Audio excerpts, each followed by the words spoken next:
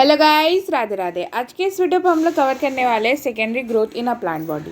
Secondary growth basically उनको कहते हैं जो कि मैच्योरिटी लेवल में जो ग्रोथ होती है उनको हम लोग क्या कहते हैं, सेकेंडरी ग्रोथ कहते हैं।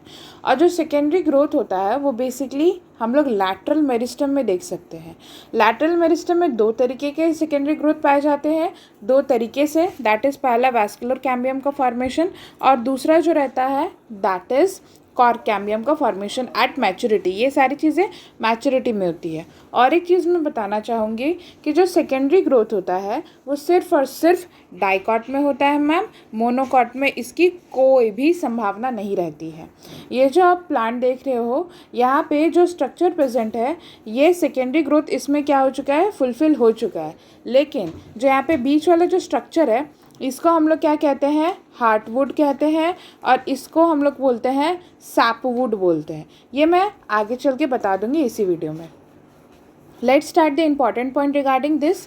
Most dicot plants exhibit an increase in girth. Increase in girth मतलब क्या होता है कि वो अपने क्या करते हैं कि साइड बाई साइड लैटरली जो सेल्स रहते हैं वो डिवाइड करके क्या करेंगे, उनके गिर्थ को, विथ को इंक्रीज करते हैं। This increase is called as secondary growth. तो ये किन सेल्स के कारण हो रहा होगा, प्राइमरी में लैटरल मेरिस्टम ही तो क्या रिस्पॉन्सिबल होते हैं जो उनके मोटाई में हेल्प करते हैं।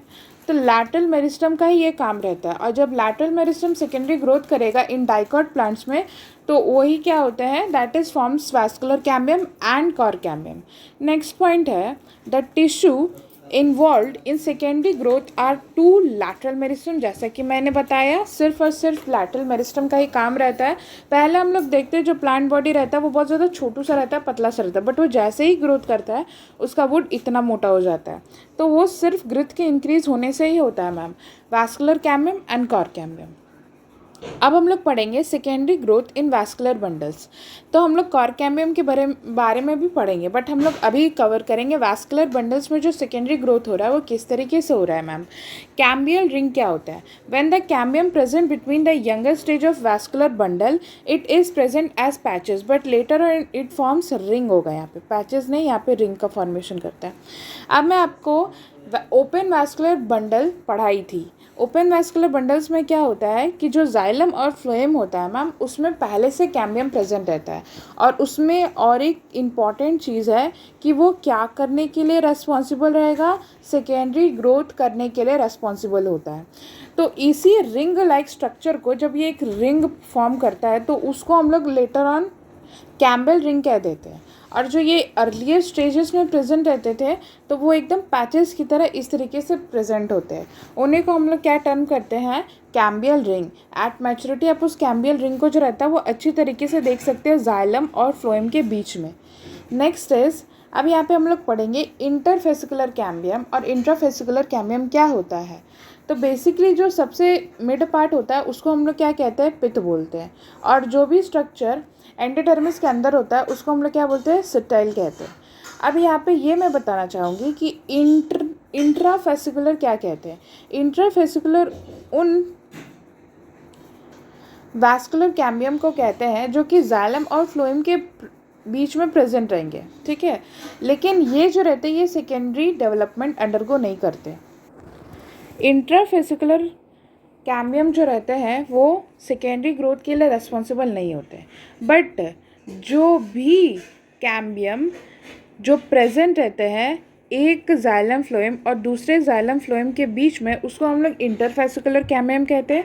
और उन्हीं के कारण क्या होता है कि ग्रोथ होता है, ठीक है। अब यहाँ पे क्या होता है कि यहाँ पे पिथ रेस का फॉर्मेशन होता है। जब सेकेंडरी ग्रोथ होता है तो यहाँ पे पिथ रेस का फॉर्मेशन होता है जिनको हमको पिथ रेस या फिर मेडुलरी रेस कहते हैं। और जिसके कारण ही इंटरफेसिकुलर कैम्बियम सेकेंडरी ग्रोथ कर पाता है। आगे चल के इनके कारण ही वो सेकेंडरी ग्रोथ ग्रिथ में इंक्रीज कर पाते हैं। Pith rays are forming interfascicular cambium. इन्हीं के कारण ही इंटरफेसिकुलर कैम्बियम जो रहता है वो सेकेंडरी ग्रोथ करने के लिए कैपेबल हो जाते हैं। And cambium are formed by the dedifferentiation except intrafascicular cambium. तो सारे के सारे कैम्बियम जो रहते हैं वो डी डिफ्रेंसिएशन से ही बनते हैं एक्सेप्ट इंट्राफेसिकुलर कैम्बियम, ये नहीं बनता डी डिफ्रेंसिएशन से। It is very very important. क्योंकि ये नीट में पूछा जा चुका क्वेश्चन है कि किन से इंटरफेसिकुलर कैम्बियम। अब मेरा क्वेश्चन ये है कि इंटरफेसिकुलर कैम्बियम क्या चीज़ किस टाइप ऑफ डिवीजन से बना होगा, that is D differentiation method से बना होगा। नेक्स्ट इज, अब यहाँ पे क्या होता है कि मैं अर्लियर स्टेज बता रही हूँ, दैट इज़ जहाँ पे प्राइमरी, ये जो अंदर की ओर हमेशा जाइलम अंदर की ओर रहता है, ये प्राइमरी जाइलम है, और जो बाहर की ओर प्रेजेंट है वो प्राइमरी फ्लोएम है, ठीक है। नेक्स्ट इज, अब यहाँ पे सेकेंडरी ग्रोथ किस तरीके से होगा। जब पिथ रेस का फॉर्मेशन होता है तो वो तो ग्रिथ में इंक्रीज कर रहे हैं, ठीक है, बट यहाँ पे क्या होता है कि इनसाइड इंटरफेसिकुलर कैम्बियम का कोई भी रोल नहीं होता है सेकेंडरी ग्रोथ में। जो cambium other than intrafascicular present रहते हैं वो क्या करते हैं, they are responsible for the secondary growth. I will repeat my words, except intrafascicular cambium, जो भी अदर कैम्बियम्स प्रेजेंट है जाइलम और फ्लोएम के बीच में, वो बेसिकली क्या करेंगे, सेकेंडरी ग्रोथ के लिए रेस्पॉन्सिबल होंगे between the xylem and phloem, that is the vascular bundle. अब जो ये ब्लू से इंडिकेटेड है वो प्राइमरी जाइलम है, ठीक है, प्राइमरी जाइलम है, लेकिन जो रेड से इंडिकेटेड है वो ग्रोथ स्टेज मैंने बताया, दैट इज़ सेकेंडरी जाइलम। और साथ ही साथ यहाँ पे जो डार्क ब्लू से इंडिकेटेड और प्राइमरी फ्लोएम है, लेकिन जो ग्रीन से इंडिकेटेड है दैट इज सेकेंडरी फ्लोएम। तो ये मैंने क्या हुआ कि ग्रोथ स्टेज बताया, ठीक है। नेक्स्ट इज, यहाँ पे आप पूरा का पूरा डायग्राम देख सकते हो, that is primary xylem, secondary phloem and primary phloem. तो अगर सीक्वेंस में भी अगर नीट में पूछा जाएगा कि सबसे बाहर वैस्कुलर बंडल्स कौन सा प्रेजेंट रहता है, दैट इज प्राइमरी फ्लोएम, और सबसे अंदर primary xylem. Next is, continuous growth of secondary xylem leads to crushing of cells and there is deposition of oil, tannin and resin which fail to conduct water। तो यहाँ पे क्या हुआ कि जब सेकेंडरी ग्रोथ जैसे ही होते रहेगा तो फ्लोएम के सेल्स को क्या करता है कि secondary growth of the xylem जो रहता है वो बहुत जल्दी होता है due to the presence of oxygen, ठीक है।